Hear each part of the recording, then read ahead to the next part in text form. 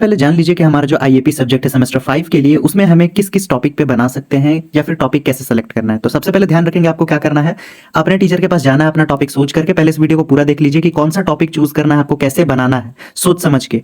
जिस जिस चीज को आपने पढ़ा है अब तक सेमेस्टर 4 तक में, उन टॉपिक से किसी एक टॉपिक विशेष को छांटना है और उसका कोई बेसिक चीज, जैसे कि आपने मुगल साम्राज्य छाटा तो पूरा मुगल साम्राज्य का विस्तार नहीं लिखना, उसके अंदर का एक चीज जैसे कि कोई सैन्य व्यवस्था, प्रशासन व्यवस्था, दीन इलाही, ऐसा कोई एक टॉपिक छांटना है और जाकर के वो अपने टीचर के पास सबमिट करना है कि मैम मुझे ये टॉपिक लेना है, सर मुझे ये टॉपिक लेना है।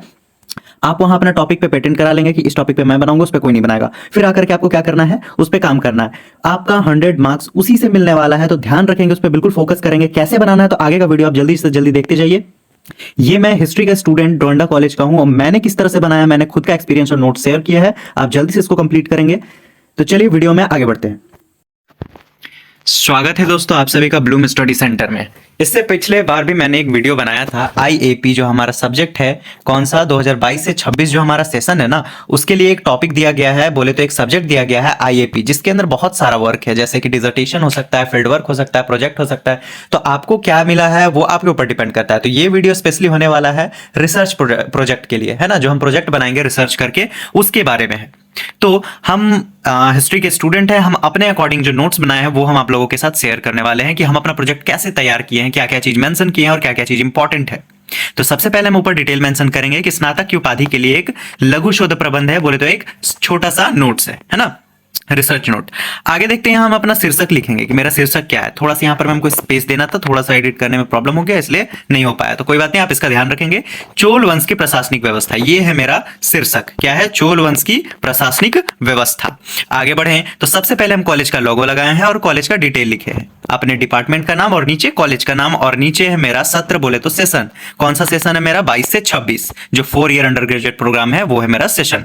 आगे देखते हैं, लेफ्ट साइड में हम डिटेल मेंशन करेंगे अपने शोध निर्देशक या फिर निर्देशिका, या तो मैम या तो सर, जो भी हैं आपके हेड सब्जेक्ट के, जिनको आप ये जिनसे आप ये वेरीफाई कराने वाले हैं, उनका नाम मेंशन करेंगे और नीचे में उनका जो पद है और वो किस विभाग के हैं या फिर प्रिंसिपल है, जो कोई भी हैं, उनका नीचे डिटेल मेंशन कर लीजिएगा और राइट कॉर्नर में अपना डिटेल मेंशन कीजिएगा, जिसे हम कहेंगे शोधार्थी, मतलब शोध करने वाले हम ही लोग हैं, तो शोधार्थी।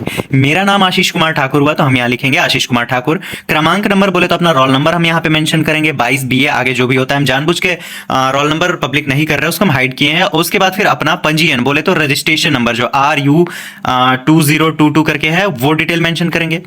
सेमेस्टर ऑफ कोर्स अगर आप 22-26 से है तो आपका 5 ही होगा, सेशन भी वही हो जाएगा आपका। और स्नातक इतिहास विभाग डोरंडा महाविद्यालय रांची, आप जिस विभाग से हैं वो आप डिटेल मेंशन नीचे कर लेंगे। तो ये रहा हमारा फर्स्ट कवर पेज बनके तैयार।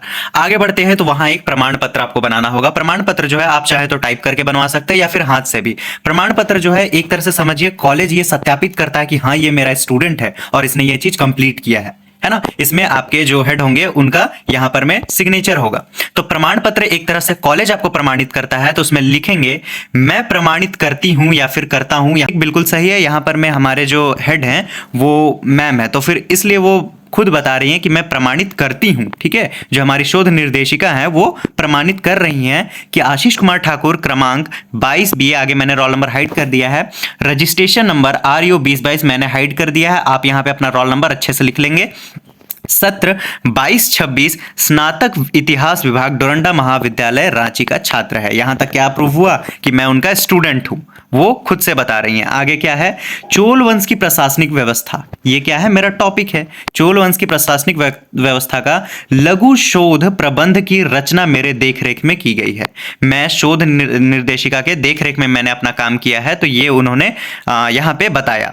आगे, मैं BA परीक्षा इतिहास विभाग सत्र 22-26 के लिए इसकी अनुशंसा करती हूं, और नीचे में फिर उनका यहां पे हस्ताक्षर होगा। अगर उन्होंने यहां हस्ताक्षर नहीं किया, उनका यहां डिटेल मेंशन करेंगे, तो ये आपका अधूरा माना जाएगा। उन्होंने यहां हस्ताक्षर किया, इट मींस ये प्रूव हो गया कि आप उनके स्टूडेंट हैं और उनके देखरेख में किए हैं। अब है आभार ज्ञापन करना होगा, थैंक्स करना होगा। प्रस्तुत लघु शोध प्रबंधक डोरंडा महाविद्यालय रांची द्वारा निर्धारित स्नातक इतिहास विभाग की परीक्षा हेतु किया गया प्रयास है। स्नातक परीक्षा के लिए प्रस्तुत लघु शोध प्रबंधक शीर्षक चोल वंश की प्रशासनिक व्यवस्था के लिए मैं अपनी निर्देशिका डॉक्टर मंजू मिंज, ये हमारी हेड ऑफ डिपार्टमेंट जो है उनका नाम है।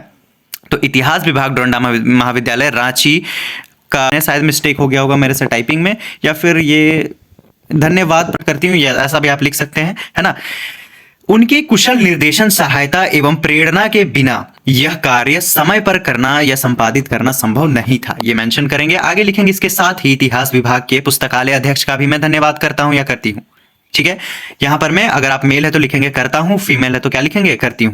पुस्तकों द्वारा इस कार्य को पूरा करने में मुझे मदद मिली, मतलब लाइब्रेरी को भी थैंक्स करना है, क्योंकि आप रिसर्च उन्हीं के लाइब्रेरी से बुक लेकर के किए हैं। नीचे अपना डिटेल मेंशन करेंगे, मेरा नाम आशीष कुमार ठाकुर हो गया, और यहाँ रोल नंबर लिखेंगे, रजिस्ट्रेशन नंबर लिखेंगे, और यहाँ मेरा सेशन है। आप चाहे तो और भी कुछ डिटेल मेंशन करना चाहे तो कर सकते हैं, और यहाँ आप अपना खुद का सिग्नेचर कर लेंगे। ठीक है, जिससे यह पता चलता है कि आप सच में आभार ज्ञापन कर रहे हैं, थैंक्स कर रहे हैं, आपका यहाँ हस्ताक्षर रहेगा। आगे बढ़ते हैं। इन दोनों पेज को पलटते ही आपके पास तीसरा पेज खुलेगा। तीसरा पेज में आपको अपना टॉपिक का नाम लिखना है, चोल साम्राज्य की प्रशासनिक व्यवस्था, ये मेरा टॉपिक है, या फिर ये मेरा जो शीर्षक है वो है। फिर आप नेक्स्ट पेज पलटिएगा। नेक्स्ट पेज पलटते ही आपको लिखना होगा विषय सूची, अपने विषय का सूची बनाना होगा, जिसमें एक तरफ होगा अध्याय, एक में शीर्षक, एक में पृष्ठ संख्या। अब ध्यान देने वाली बात यह है कि सबसे पहले हम लोग भूमिका लिखेंगे।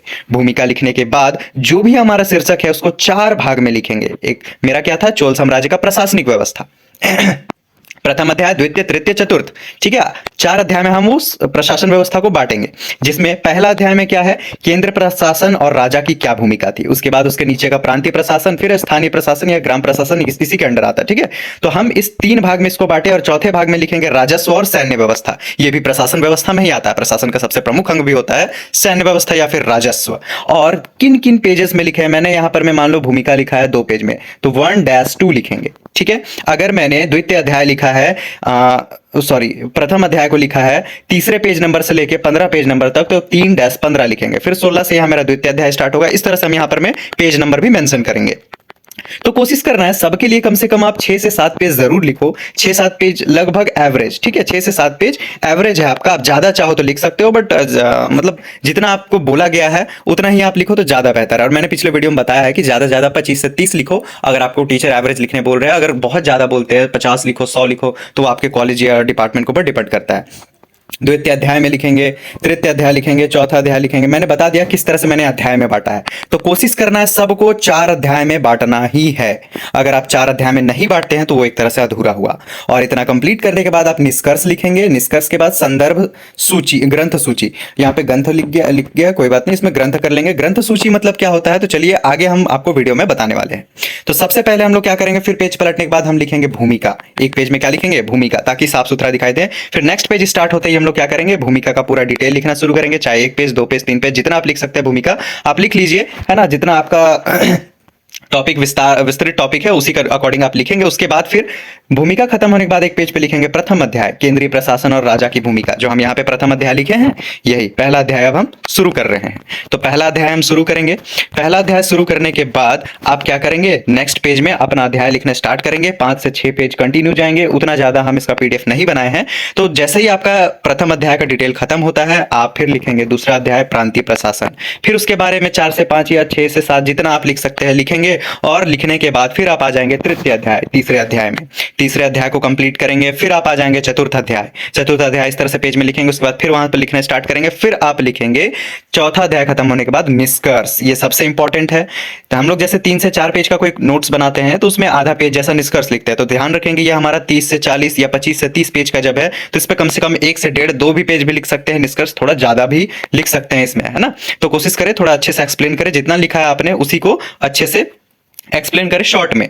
अब उसके बाद जो लास्ट टॉपिक था हमारा विषय सूची में कि संदर्भ ग्रंथ सूची क्या होता है भाई। तो संदर्भ ग्रंथ सूची जो होता है, ये होता है कि आपने जो नोट्स तैयार किया है या रिसर्च तैयार किया है, तो उस रिसर्च को बनाने के लिए आपने किन किन चीजों का हेल्प लिया है, किन किन बुक्स को आपने यूज किया है। जैसे कि इन्होंने द्विजेंद्र नारायण तथा श्रीमली कृष्ण, इन प्राचीन भारत का इतिहास, इन सब का जो लेखक का नाम और बुक का नाम लिखेंगे, है ना। तो अगर आप, जैसे कि आज के टाइम पे तो सब सोशल मीडिया यूज कर रहा है, तो किसी के पास मीटा से लिखा हुआ नोट्स होगा, किसी के पास जिमनी से लिखा नोट्स होगा, किसी के पास चैट जीपीटी का यूज किया हुआ नोट्स होगा। तो आप अगर उनका यूज कर ही रहे हो तो उसमें आप ये टॉपिक भी सर्च कर देना कि जो मैंने इस टॉपिक पे भी वीडियो देखा है या फिर टेक्स्ट लिया है, आंसर लिया है, टॉपिक का नाम लिख के आप लिखोगे कि संदर्भ ग्रंथ सूची, तो वहां पर मैं आपको खुद दिखा देगा कि ये राइटर का बुक है जिससे आपको ये जानकारी मिल सकता है, तो आप उनका नाम लिखो। अगर ऐसा होता है कि आपके पास लाइब्रेरी में बुक्स है और आप उससे बना रहे हैं तो आप उसमें पीछे देख सकते हैं या फ्रंट में राइटर का नाम क्या है और आप उसको